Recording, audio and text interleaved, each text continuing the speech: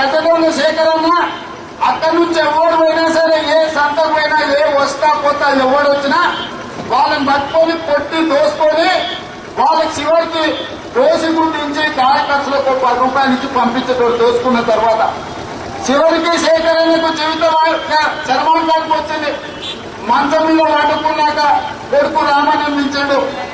ఒరే ఇన్నాళ్ళు నేను పాపాలు చేసిన, అందరినీ దోసుకున్నా, నువ్వు ఎక్కడైనా నాకు మంచి పేరు తీసుకురారా అని చెప్పినట్ట.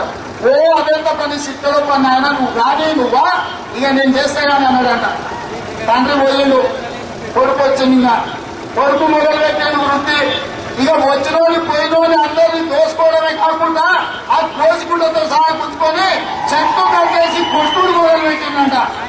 ఇక అప్పుడు ప్రజలు అన్నారు, అరే శేఖర్ అనే పేరుంటే కనీసం కోసుకుంటేనే ఉంచేటోడు, కార్యకర్తలకు అందించేటోడు, వీళ్ళు దుర్మార్గుడు, తండ్రిని మించిన దుర్మార్గుడు ఉన్నాడు, కనీసం దోసుకున్నారు కానీ ఈ తిరిగా కొట్టుడైందా అని ఇవాళ కేసీఆర్ కు మంచి పేరు తెస్తాను. కేసీఆర్ బయలుదేరితే అయ్య కంటే ఎక్కువ అబద్ధాలు చెప్పి తండ్రికి మంచి పేరు తెచ్చే ప్రయత్నం చేస్తుండే తప్ప ప్రజలకు మేలు చేసే ప్రయత్నం చేస్తలేదు.